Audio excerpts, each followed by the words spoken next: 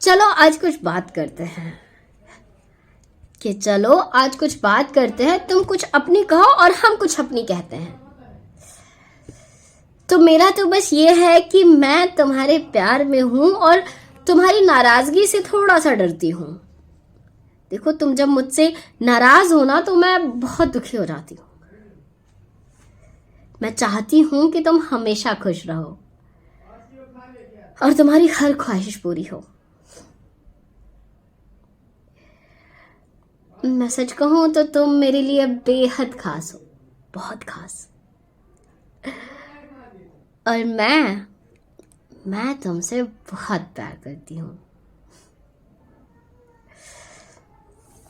पर एक बात बताओ, क्या इस प्यार और नाराजगी का अंतर तुम्हें पता है? या फिर चलो छोड़ो, ये बताओ, क्या प्यार क्या है और नाराजगी क्या है, ये तुम जानते हो? चलो ये बताओ, ये दोनों रिश्तों में जरूरी क्यों होते हैं? मैं बताती हूँ।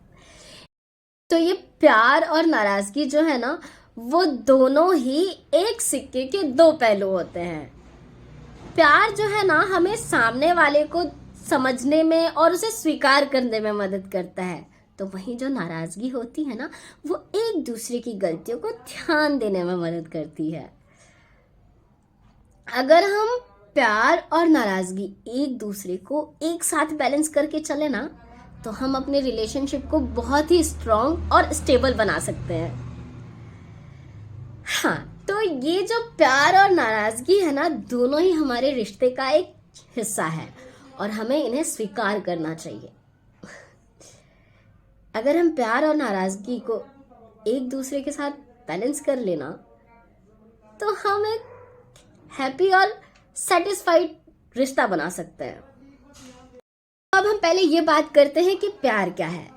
तो जो प्यार है ना, वो एक बहुत ही खूबसूरत सी भावना है जो हमारे जीवन को बेहद खुशहाल बनाती है। प्यार में हम एक दूसरे की परवाह करते हैं और एक दूसरे का सम्मान भी करते हैं। प्यार हमें खुशी और संतुष्टि देता है और हमारे जीवन को एक अर्थ भी देता है। तो ये तो हुई प्यार की बात। अब आते हैं नाराजगी पे। नाराजगी क्या है? नाराजगी एक स्वाभाविक सी भावना है और ये ना किसी भी रिश्ते में आ सकती है, कभी भी, एक बिन बुलाए मेहमान की तरह। देखो, इसके जो कारण होते हैं ना, वो मोस्ट ऑफ द टाइम, अगर हम रिलेशनशिप में, तो वो कोई मिस्टेक हो सकती है, कोई गलती, या फिर आपने अपने सामने वाले का जो है डिसरिस्पेक्ट कर दिया हो सामने वाले को, या फिर उसके साथ आपने कुछ इनजस्टिस किया हो। तो ये तीनों ही रीजन हो सकते हैं। जरूरी नहीं है कि आप हर समय इसे इंटेंशनली ही करो। समटाइम ये मिस्टेकली भी हो जाता है, बट सामने वाले ने अगर इसे फील कर लिया है, उसको लगा है, तो वो आपसे नाराज हो सकता है और उसका ये नाराज होना स्वाभाविक भी है। तो नाराजगी जो है ना, बेसिकली हमें एक दूसरे की गलतियों को ध्यान देने में मदद करती है और एक दूसरे को हम बेहतर तरीके से समझ सकते हैं, या ये कह ले कि एक दूसरे के साथ बेहतर ढंग से कन्वर्सेशन में यह हमें हेल्प कर सकती है।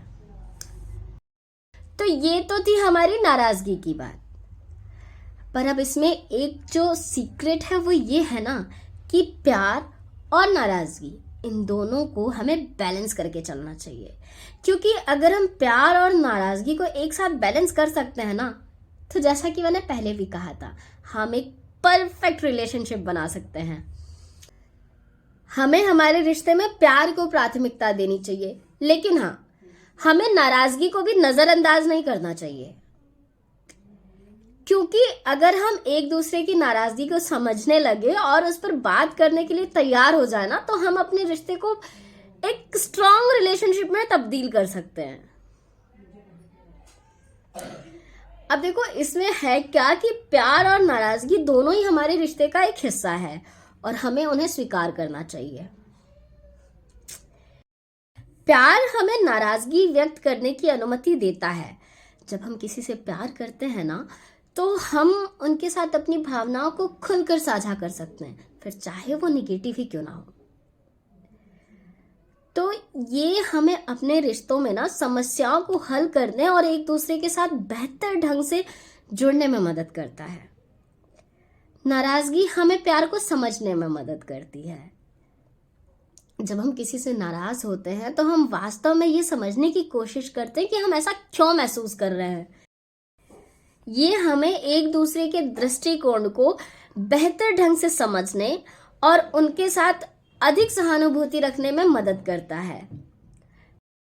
प्यार और नाराजगी ये दोनों ही हमारे रिश्ते को मजबूत बनाने में एक बहुत बड़ा योगदान दे सकते हैं।